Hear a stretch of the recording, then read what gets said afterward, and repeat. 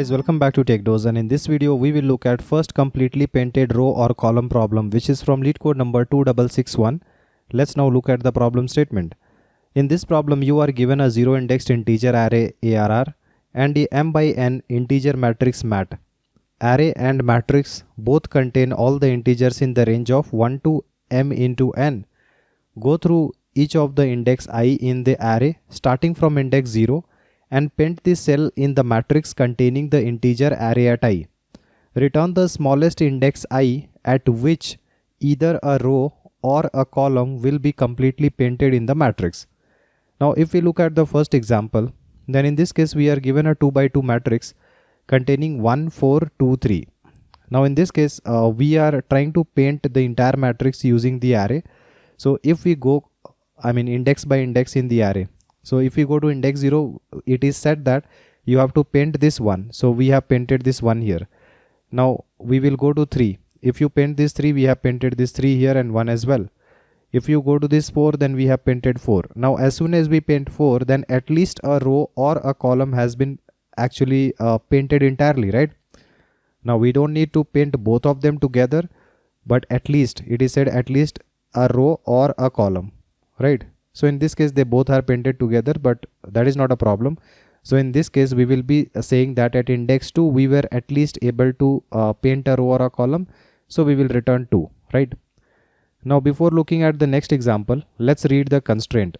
In this problem we are given that m will be the matrix length and n will be the matrix at I dot length. That means this will be the number of rows and you have n is the number of columns.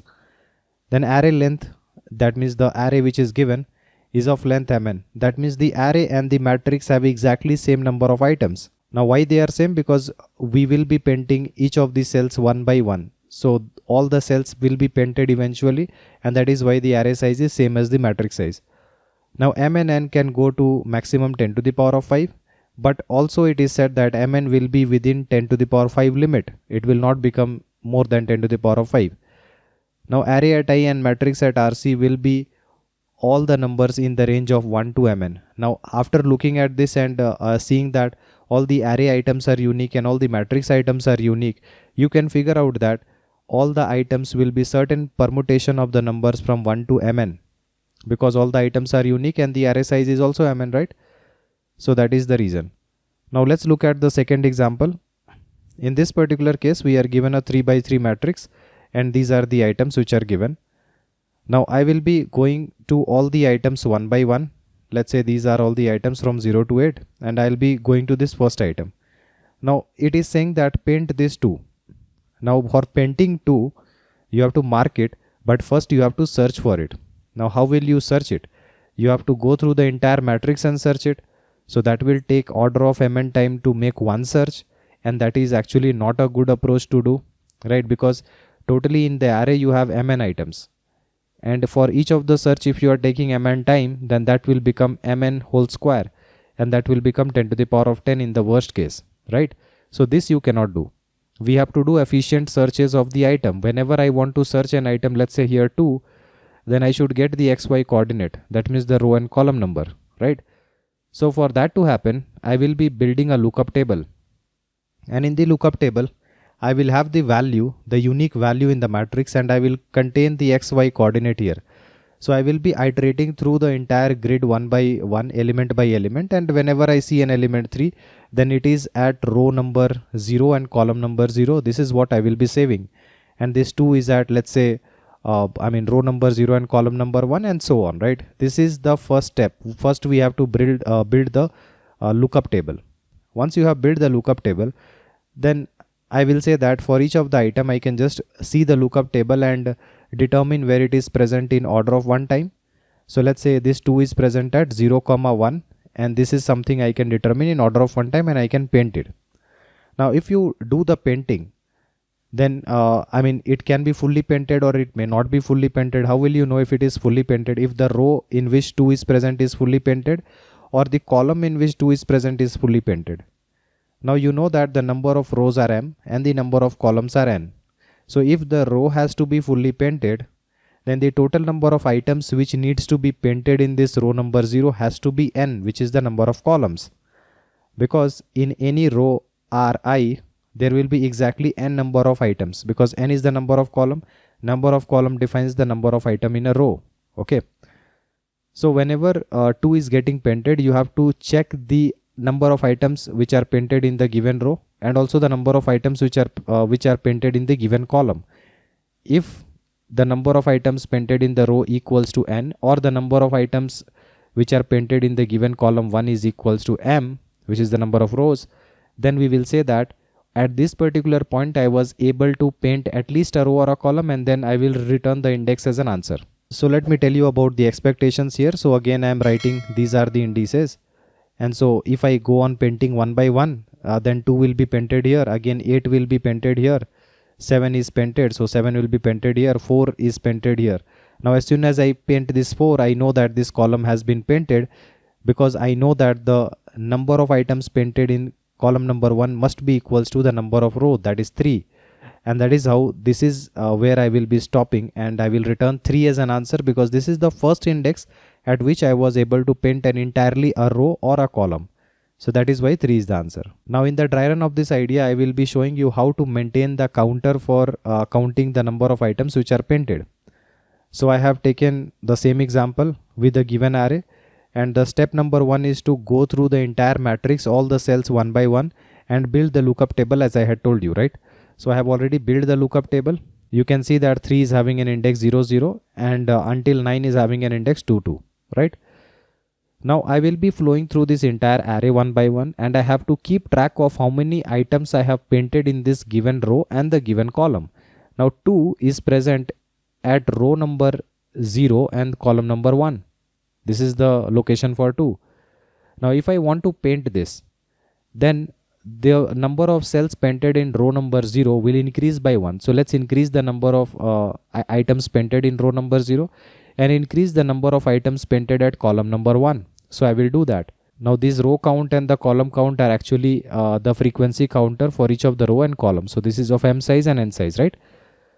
Now after having incremented it, I will be checking if at row number 0 the total number of items painted is equals to n. In this case it is a 3 by 3 matrix. So if it is equals to 3, then I will know that all the elements in this row are painted. And I will also check that if the number of items painted in this column count at 1 is equals to this m, which is 3, then this means that all the items in this column are painted. But that is not the case here. Okay, so this is not where I will stop. I will be going to the next item 8. Now find out the location of it. The lookup table is giving 2 comma 0. So now the row number is 2 and the column number is 0. So I will go to 2 comma 0 and I will try to paint it. If you paint it, the row number 2 will be incrementing the counter by 1. The column number 0 will be incrementing the counter by 1. After having done this, you check the row counter. Is it equals to 3? No. The column counter at 0. Is it equals to 3? No, it is not equals to 3.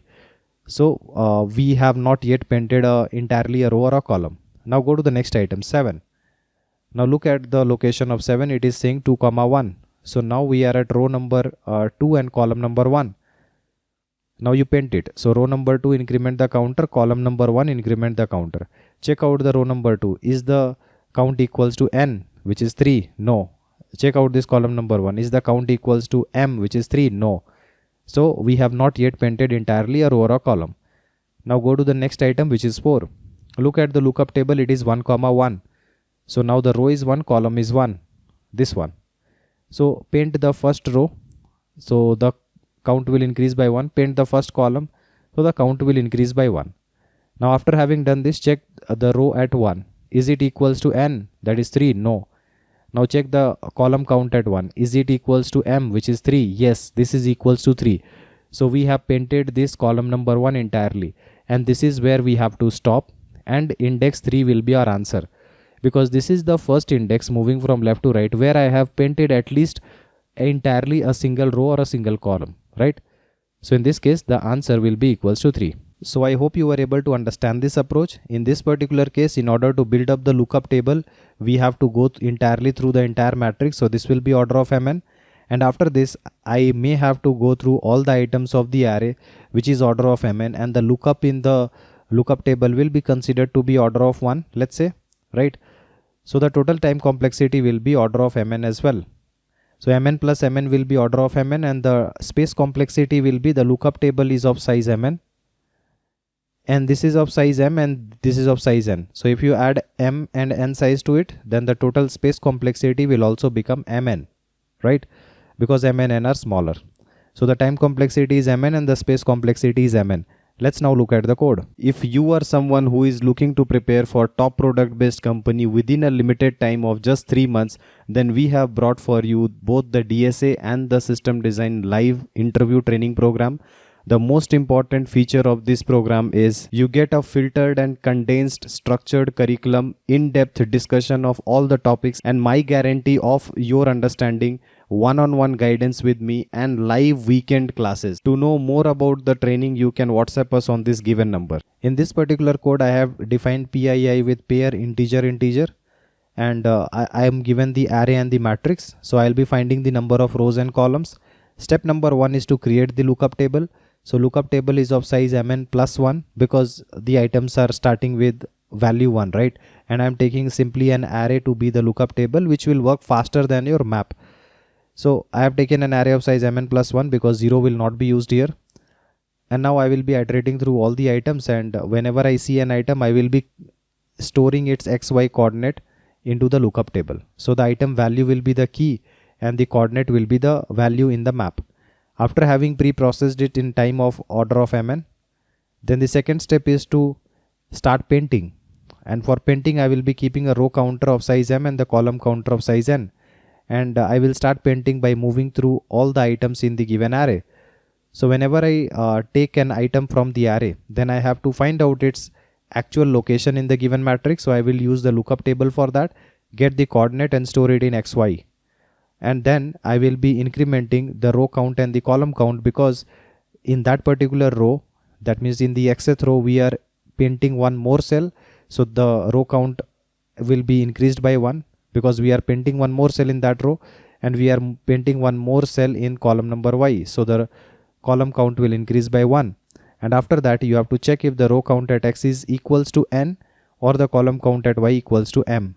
If either of them are true, that means you have entirely painted either a row or a column, and so you have to return the index at which you have done that from the array, right? So that is why we are returning I. So this is the entire code, and I hope you were able to understand it. If you still have any doubt, then feel free to comment below and I'll try to help you as soon as possible. Like and share our video and subscribe to our channel in order to watch more of this programming videos. See you guys in the next video. Thank you.